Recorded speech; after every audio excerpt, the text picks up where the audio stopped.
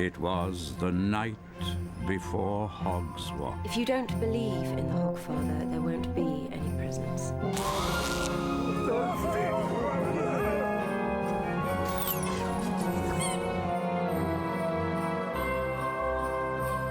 Albert, something is not right. This Christmas, the Hogfather is coming alive in a spectacular explosion of magic and mayhem. But hang on, everything starts somewhere. Let's go right back to the point where it all began. Discworld began in the early 1980s, and really, I suppose it was initially an antidote to fantasy. Terry created a series of best-selling novels set on Discworld, a flat world floating through space on the back of a turtle. In many ways, it seems strangely similar to our own world, but there are some significant differences.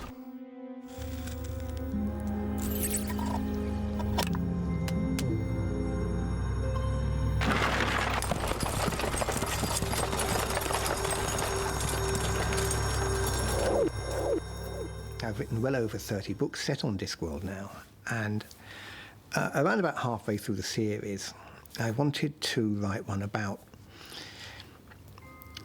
what makes us human. And what makes us human is really our imaginations.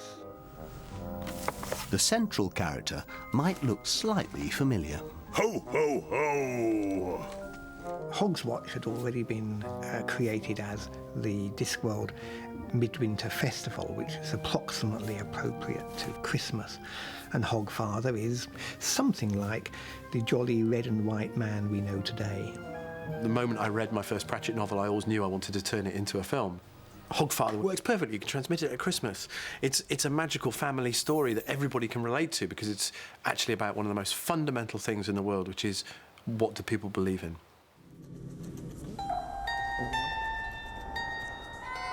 But not everyone on Discworld believes.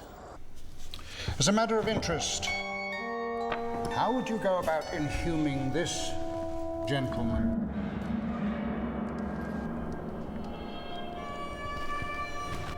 If they try to bump off the Hogfather, who will deliver the presents? The Hogfather is unavailable. At Hogswatch? Yes. Death steps into the Hogfather's shoes, with his manservant Albert by his side. I'm one of the Hogfather's little helpers, me. It's official. I've got the little pointy green hat with a bell and everything. Have you been good, have you? His granddaughter Susan takes on the assassin, Mr. Teatime. We're gonna have so much fun with this. So late. You wouldn't dare use it. My grandfather will come after you. I'll be ready for it. Can the Hogfather be saved? But where do you begin casting characters like this? The very first person we cast was actually Ian Richardson as the voice of Death. When you hear his voice, you'll understand why. The Hogfather is... No, starting again on take 5. The Hogfather is... No, it has to be again. The Hogfather is... Let me see. There isn't an entirely appropriate human word, so let's settle for... gone. That was funny. That was funny. That was very, very good. Make it a shorter one. Because you're a bit surprised that he just goes... It's not at all easy. Yes, he is gone. So who will deliver all the presents for Hogwatch? Ho, ho, ho. Very nice. Fantasy filmmaking is really expensive, and therefore the pressure from the financiers to cast the biggest names you can, often regardless of whether or not they're right for the roles, is really huge. But I have to say, thankfully, on this, we haven't had that pressure. So you know, I'm really proud and pleased that we've got David Jason in the movie, but actually David Jason is the perfect person to play Albert. Well, I've always been a fan of Terry Pratchett's books. I was introduced to them a long time ago. So ever since then, I read 2 or 3 of the other Discworld books and became convinced that Terry Pratchett was an incredibly original mind and a very clever writer. And so I was sort of standing in the background waiting for someone like the Mob and Co. to come along and actually make it. And so here I am. I can feel belief in the Hogfather fading. Never say die, Master. That's our motto. I can't say it's ever really been mine. There were 1 or 2 people who I always knew right from the top I wanted for specific roles. I always wanted Nigel Planer in the film. We have a student wizard, Mr. Sidney, that Nigel would be the perfect person to play. But everybody else has been cast from auditions. And I knew the moment Mark Warren walked in, made an unbelievably brave and kind of left field choice about the way that he was going to play Tea Time. Even in the audition, that I knew he was the person to play that role.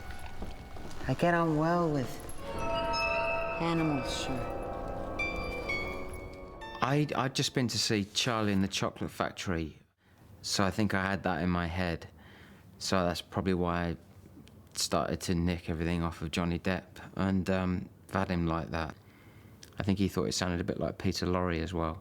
So I just did that with a silly voice, and that was it.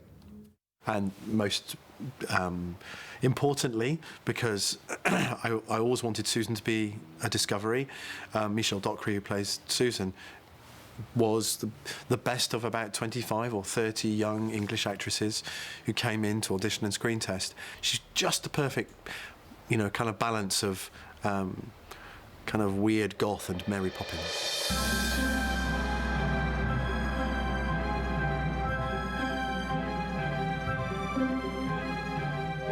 Before I started filming, I was at the National Theatre.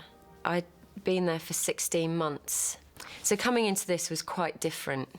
It was quite daunting. Exciting, but quite daunting. Try and put your feet forward, Michelle. The first stage of Michelle's transformation into the heroine Susan involves learning to ride. That's better. I first started riding about 6 weeks ago. I found it quite difficult, and still do, actually. I don't think I'm a natural rider, but, you know, it's coming. I mean, it was just incredible to have been cast as Susan. Her powers and everything that she can do are just are going to be so brilliant to play, although I'm not sure how we're going to do some things like walking through walls, and I'll leave that to the technical side of it. Look, I think I better tell you. My grandfather is death. Oh, I'm sorry to hear that. I thought you'd like that, Michelle, yeah, because you're not having to do anything, are you? She's very serious and very strong and very, she's got a lot of willpower and, you know, I guess I relate to that in some sense. It's just going to be so much fun, so I can't wait. Across town in the special effects workshop, Grandfather Death is coming to life. Do you want my chin inside here, or...? Yeah, your chin goes under that switch. Behind the mask will lurk a 6'7" Dutchman. I haven't been busy with the character. I only got the script just a week ago. I've seen a couple of pictures, and I thought it was a very sweet character, although he's death. I think kids will think, oh, he's a bad guy. But I think it will come out very early that he is a good guy. There's some little blue lights in there just to see what they... it looks good, actually. What I started doing in Holland, because I'm from Holland, is try to feel how this character, Death, would walk. And that's what I've been doing. Walking through the shop and just pretending I'm Death, and I don't have a skin, I don't have muscles, I only have the bones. And I thought this is quite nice for someone who's dead. It's those sort of movements that are really nice. Slightly tilt of the heads and things is great. Yeah, good. Fabulous. so you can bring that point there a little bit better. I feel Freddy Krueger. I bet you do. I think this is it. So you're getting into the character now. We won't be able to get you out. If you need to act with prosthetics, then it's a whole different ballgame. I always see it as they attach something on my skin and I have to try to make it my own. So they don't think it's someone inside a costume, but it's a character. He comes alive.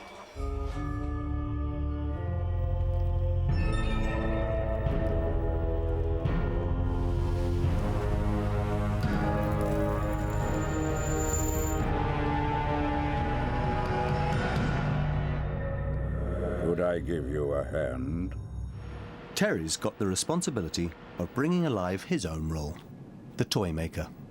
For various reasons, I was quite suspicious for quite a long time into this process, thinking it's too good to be true, you know, it can't possibly happen. And I think the day when it suddenly came alive for me was when I went to Angels to be tried out for my costume. And I was there for about an hour, and they were really trying to get it right. You'd have the same kind of look you get from people that spend all, you know, Victorian guys that spend all their time in the library, you know what I mean? A bit hunched, bit confused, very, very wrapped up in what he does. Yeah. And I was ever so pleased, especially with the shoes. You know, they were the kind of shoes that Baldrick out of Blackadder would have thrown away. They were absolutely marvellous. And I thought, this is really going to happen. And they're really taking it seriously. And it really is going to happen. Characters on Discworld always gravitate towards the golden age for that type of profession. So barbers are always barbershop quartet members. Ladies of the night are always approximately wearing the clothing of late 19th century Paris. And a toy maker has to look as if he's just created Pinocchio. It's a terrible thing to say, but we might have achieved a look here. Dear me, maybe here is an end to wearing black. Costumes, cast and sets are all finalised, but is the director ready to go? I'm not nervous. Because I think I'm more prepared for this than anything I've ever done before. Inevitably, of course, loads of things will go wrong, because they do. I think the thing I'm most looking forward to is that, having spent the last 9 weeks working on pure logistics, pure planning, you know, I've kind of forgotten that actually this is a story with amazing characters and great lines and wonderful comedy. So to get back to that is what I'm most looking forward to. After months of preparation, everything is in place to transform the world of Terry Pratchett's imagination into a magical drama. Just how much belief will it take to bring Discworld to life?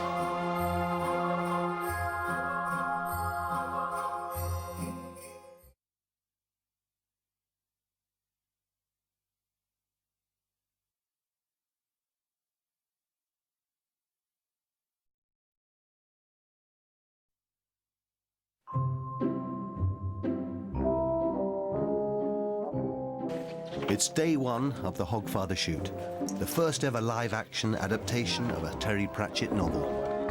On set, the star of the day is being prepared for action. You normally try and go for a nice easy day on the first day of principal photography, but unfortunately we've gone for a really complicated and difficult sequence, which involves putting my lead actress on a mechanical hog with an animatronic head on tracks, followed by cameras, and lots of... It's all tricky and difficult. The hog's not the only one being made up for the day. Morning. Michelle Dockery is about to embark on her first major screen role as the heroine Susan. Susan is a very intriguing character. She's employed as a governess, and she's desperately trying to restrain this magical world that she is so hugely a part of, and she just wants to be normal. And she's very passionate about that. But later on, we get to see her potential.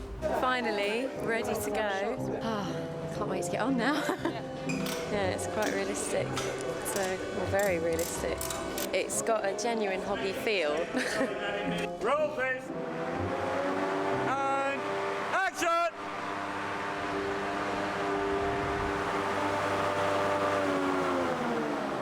And cut! What's so brilliant about her is that she doesn't need to be saved. Most women, even if they are the heroines in a plot, they at some point have to be saved by someone. You know, she's a superhero, and that's fantastic to play for a woman. You know, because they don't come up very often, these parts. Yes. Who wants some? Anyone else? Every heroine needs a hero. Let's go slay them. However unlikely. I don't know if you noticed, Albert, but that was a pew. Voice, movement, and costume are ingeniously combined to create death. Extend logically the result of the human race ceasing to believe in the Hogfather. At the start of the shoot, they gave me 3 CDs with the lines of Ian Richardson on it. I listen every day and I try to get it into my body. I want to achieve to get his interpretation right with me. It sounds a bit cheeky because I'm Dutch. But it's all about movement, and I think my movement is okay. Well, I've got a trigger in my mask. When I open my mouth, I hit the trigger, and the line will come up out of a speaker box on set. Action. Something is not right. You got that right? The first costume I wore was Death's robe. The first time I wore, I thought, oh my God, this is warm, it's hot inside, and I got a bit claustrophobic. But the second costume was a big costume made of 7 goat skin, and that was really hot. I thought this is much worse than the first one. Can't you just see? I'm the Hogfather. So every time when I get into the black robe, I'm really happy. And every time I need to get into the 7 goats, I'm always a bit like, oh, how am I gonna manage this today? Death has taken on the task of ensuring that belief survives.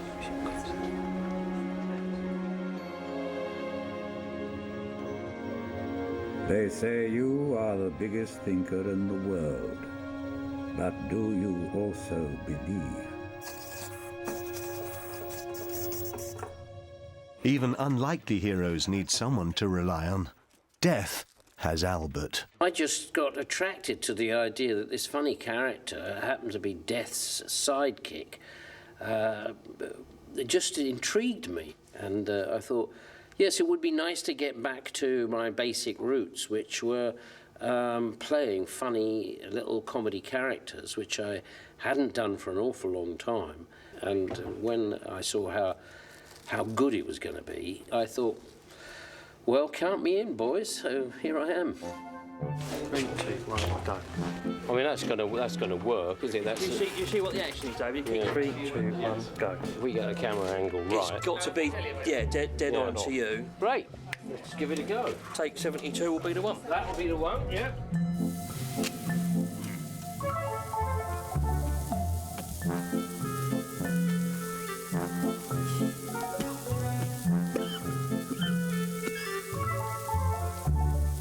And I don't think Albert, the gnome, or the mad pixie, whatever you want to call him, is too close to me. At least I hope not. I mean, that's for someone else to judge.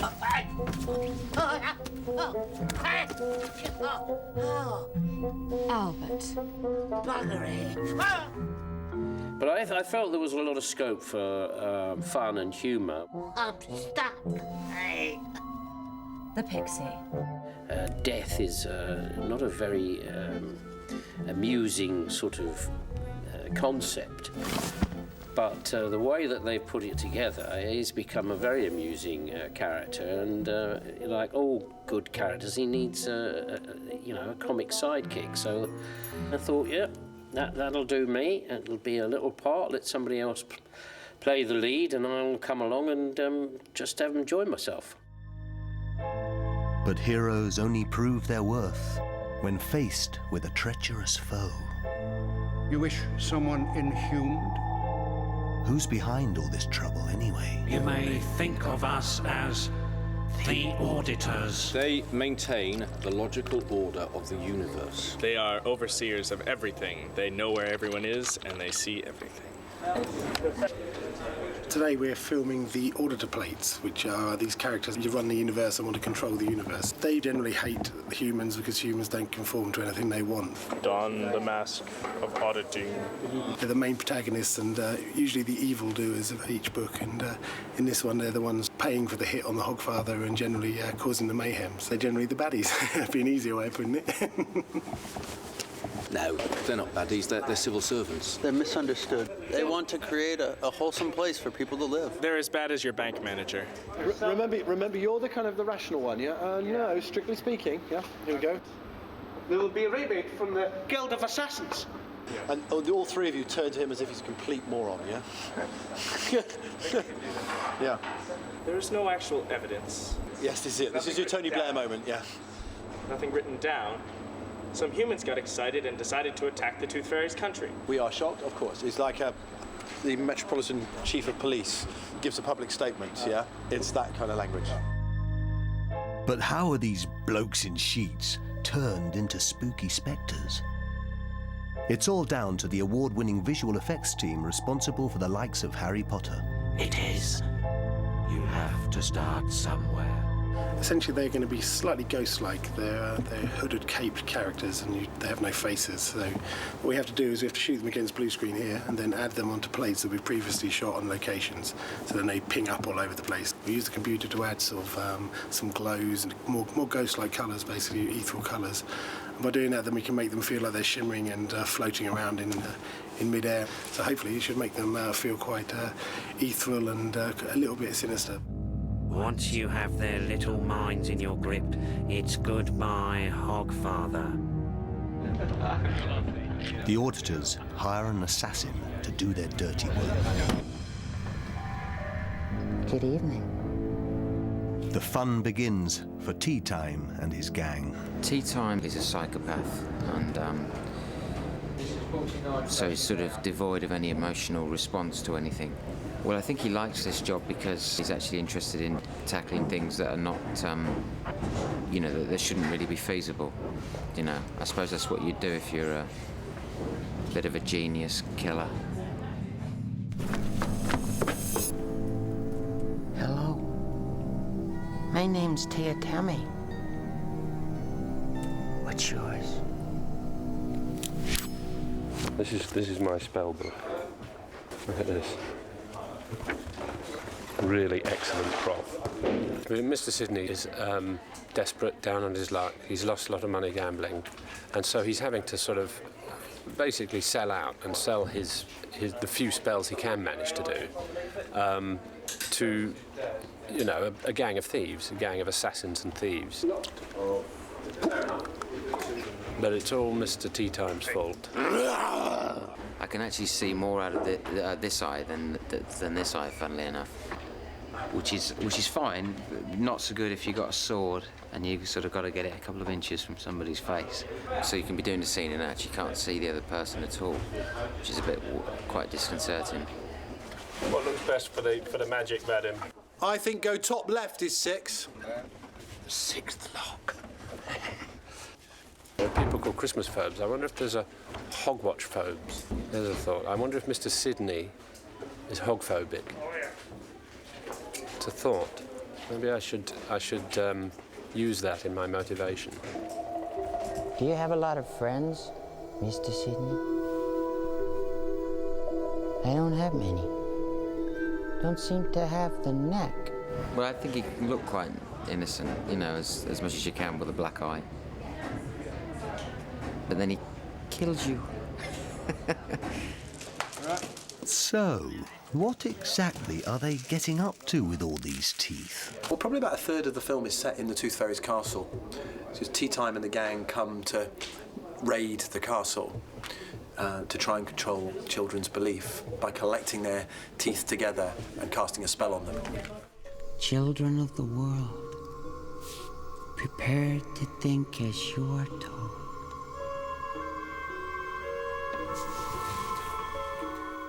Even the boss seems to have fallen under the spell. It's absolutely brilliant. It's so exciting to see the plans and the drawings all come to life, and just know that this drama is going to entertain millions of people.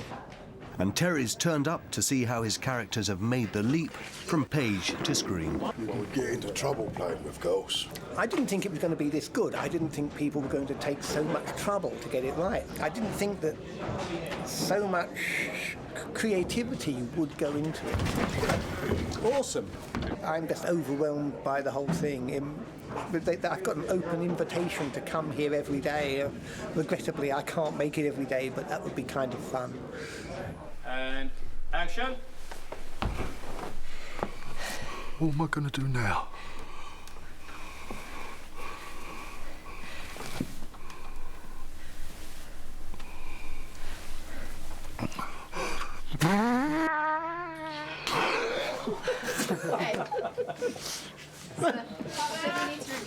No, it was so brilliant. It was so. We've got to do it. Do it again. It was just brilliant. But see if you can keep going this time. What the hell? I want to see the whole movie. I want everyone else to see it too. Terry's not only here to watch, it's his turn in front of the camera. I think I have about 27 words to say. I think I'm on set for a fairly small amount of time. I think we'll all be over and done with in 5 minutes. Terry obviously hasn't been paying attention. Nothing happens quickly on a film set. Nearly 2 hours later, his moment finally comes. And action. You have a big wooden rocking horse in the window. That, in fact, is a special order. I will give you 50. Would you like me to wrap it up for you, sir? And cut. Lovely. Excellent. Terry, that was fantastic. It's very exhausting. It's the standing around that wears you out. I think the highlight for me was when they said, cut, that's a wrap, and all that sort of thing, and you can go now. That was a good bit. I really liked that. Death decides a public appearance will help bolster belief. But with just a few days to go before he turns up in Crumley's department store, no one's lined up to play the boss Vernon. Well, I don't think I've ever done a film where I haven't had one bit of casting that refuses to go away. There's always one part you end up casting, 2 days before. It's the Campaign for Equal Heights that have done this, isn't it? They're out to ruin me. I remembered that Tony Robinson actually reads the abridged audiobooks. And so I figured he would know the books and maybe would be a fan. And so we sent some footage that we'd shot and the script to him. And by return of phone call, he immediately said, "Count me in." These are characters and stories that I've been familiar with for well over 20 years. So now it's coming to the big screen. It just feels quite appropriate that I should be doing something in it. I think Vernon Crumley is the worst teacher at school, the one who thinks he's great at discipline and that everyone respects him, and really everyone thinks he's a complete twit. What's going on here, then? Hey? Come on. Ha! The costume more than anything else, and the facial hair inspired my own interpretation. As soon as you look in the mirror and you've got this on, it makes you feel a bit like that. You can call me Uncle Heavy. You're not a pixie. No, I'm a fairy cobbler, mister. Now just keep quiet. He's probably based on me. Does Tony know quite what he's let himself in for? Are we safe? Why are they blowing these up? 3, 2, 1, fire! But belief is still wavering, so it's time for Susan to get physical. What I did was lay down onto that and then manoeuvre my legs over that way. 3, 2, 1.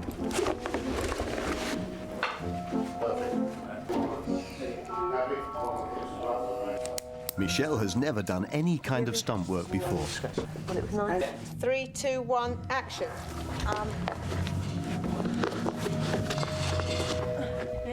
So we'll practice that a few times so she goes a little bit quicker. It's not easy, is it? It's awkward. 3, 2, 1, action. Oh, I used to do a bit of acrobatics, so I'm quite up for it. Start with your arm up. Brilliant. That looked quite nice. That looked very nice. With the cloak last going, bit it's really to go awesome, over. yeah. Well Lovely. done. Well done. That's fantastic. Great. Well, that one works really well. So are you happy with that? Shall we move on to Mark? So Mark, that's all you've got to do? No, I don't enjoy doing the stunts, and I'm not very good at it, and I'm a coward. 3, 2, 1, go! Down! So I let somebody else do it who doesn't mind dying or getting hurt. No. All Mark has got to do is just lift up. That's all he's got to do. Have you ever done somersault before? No. Do you want to have a go? Not really, no. Oh, you don't? What I need you to do is to push from there. 3, 2, 1, push. Lift. Whoa, hold there. There you go. But Mark's trials are not over yet. Great. OK, let's try it at full speed, but not actually falling. Don't worry. I won't. Bump. So like here and then... Yeah, he looks at his hand. That's nice, yeah. Yeah. You're back in that position, so hips forward and shoulders going back. Hi, inner child. I'm the inner babysitter. Cool. Awesome. Yeah. Most of the time, what we're trying to do when we're creating something that's physically impossible to do with a real human being without breaking them, is smoke and mirrors. It's sleight of hand.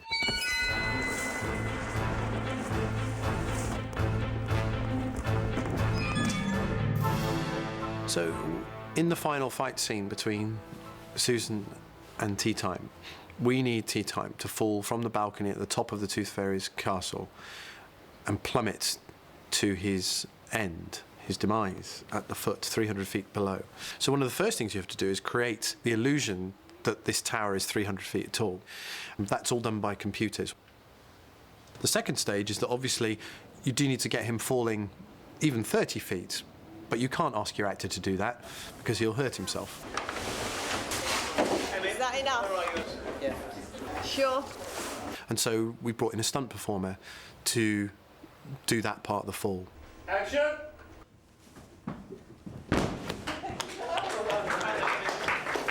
The other thing you need to do is cut close-ups of the actor into those sequences.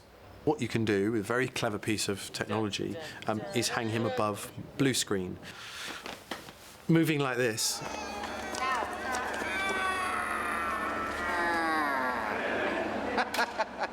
So that you give the illusion that it really is the actor doing it.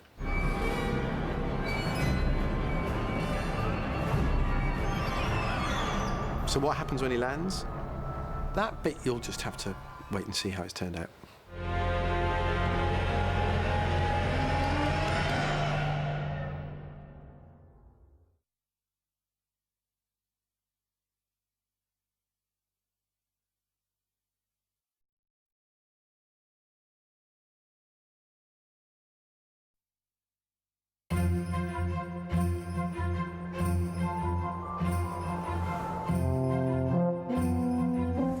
Imagine someone's trying to kill Father Christmas.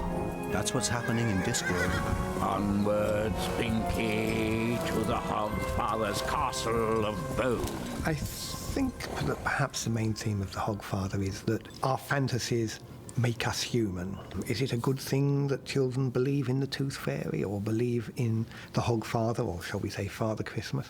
Yes, we need to train our imagination on the little lies so we can believe the big lies like justice, truth, and by taking them seriously, make them into something that is real. If they catch him, he won't just die. He will never be. Without imagination, we would be just another boring kind of ape. Hogfather is really all about the nature of human belief. There's always that doubt that a film or a television piece will actually happen.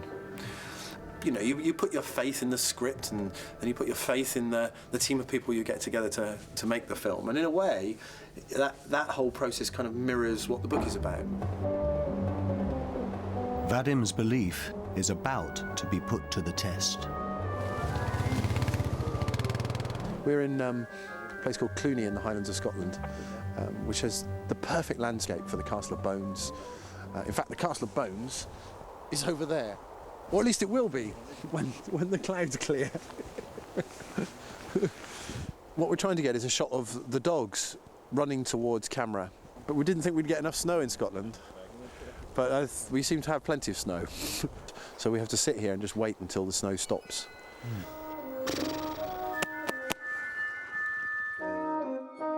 At long last, the weather clears. Peter, this is Ian. We're ready when you are, sir.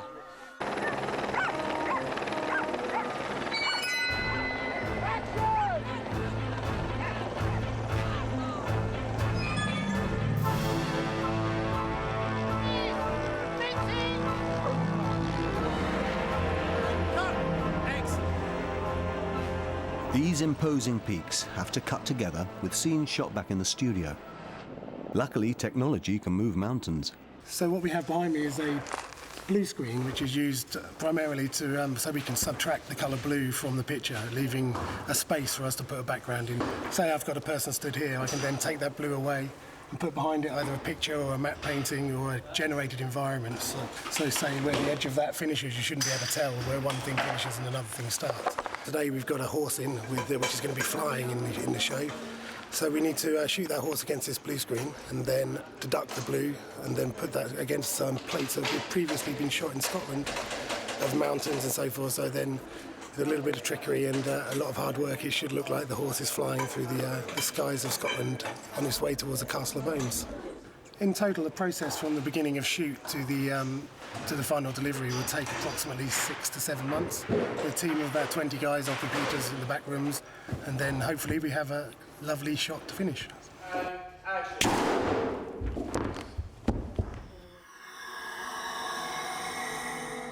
But when death stands in for the Hogfather, his flying horse is set aside.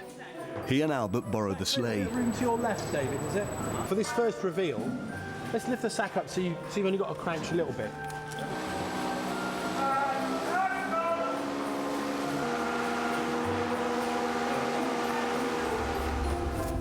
You've got to do a big fat laugh, sir. You know, like... Ho, ho, ho, ho! Like that. And cut! So you could definitely do more. Pop in for close, please. Pop in for the same size as before. That was great, David. Oh, yes, we've had quite an exciting time on this project, I must say. I've had to stop filming in the past for lots of different things, you know, but I've never before been rained off in a studio. We have this sledge that flies, and the Hogfather and I, well, Death actually, who was playing Hogfather, are up about 50 feet in the studio. At about 4 o'clock, the rain really started to come down heavily. On my headphones, I could hear what sounded like a whoosh, whoosh, whoosh, whoosh, whoosh. And suddenly you could hear this rushing water, and as we turned around, there was a manhole cover floating about a foot above the air on this rising torrent of water, which was gushing into the studio. And then I started to see David was starting to look a little worried up there, and I saw him look over his shoulder, and then I took my headphones off and saw people starting to run around. There was about 240,000 watts of electricity running about in this studio, and suddenly all hell broke loose. Somebody panicked, I think, you know, from the studio and switched off all the power, so we were in the dark. Unfortunately, me and Marnix were stuck on this flying sledge, and everybody else was rushing out to the exit. So there was two little voices saying, "Help, what about us? Help, help."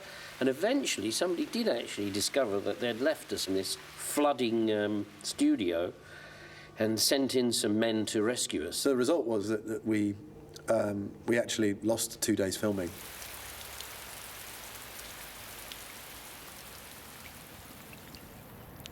Sometimes things go wrong that are avoidable, and that's when I get frustrated and you know, want to stamp up and down. But sometimes things happen that There's nothing you can do. And in that scenario, there's always a way around it. There's always a way of making it work. And there are always insurance companies.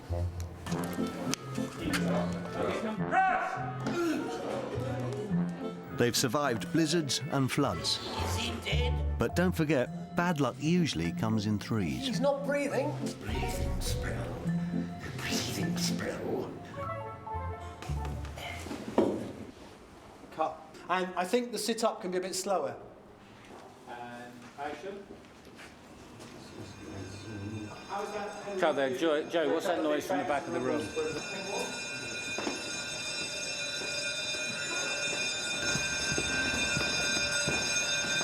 I have to say there was a moment on the shoot where I couldn't help myself, and I on a day when I had so much to shoot and I was right up against it, you know, in terms of whether or not I was actually going to be able to make the day at all.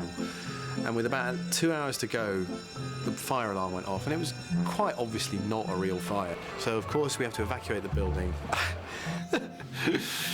And you know, I was trying to get the crew back in as fast as possible, basically.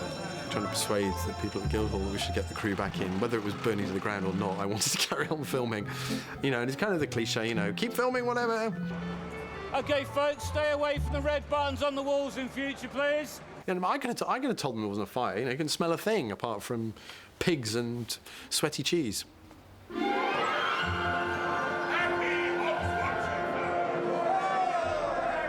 With the Wizards' Hogswatch feast restored, the magic is back.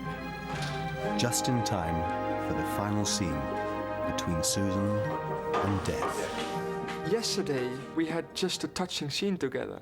Initially, I imagined that it would be difficult to work with the character who would be playing Death, because I knew he would be behind a mask. With a plastic mask, how do you manage to actually bring it alive? And not even for the viewers, but also for Michelle. So I thought it must be very subtle, and I really have to listen to what she's saying. I have made this for you. Oh, thank you. What is it? It is, of course, a Hogswatch card. He can just do a tiny head movement or a tiny hand movement, and it can really move you. Well then, happy Hogswatch. Yes.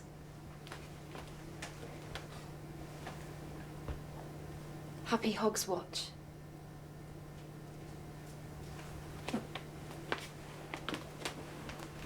You're very clever, Marnie. Thank you.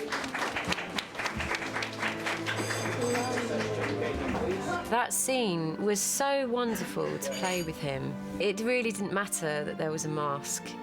It's like magic. Sometimes it happens, sometimes it won't. And it happened. And there was really, really a good feeling.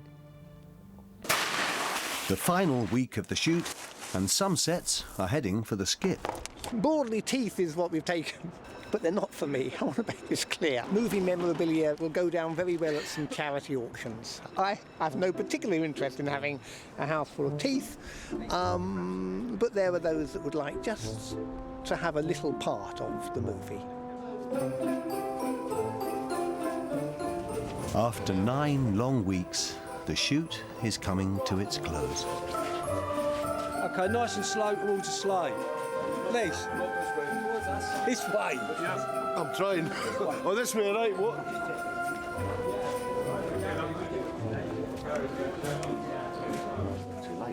Done it. Remember, chaps on the sleigh, this is the last scene of the shoot. Yeah!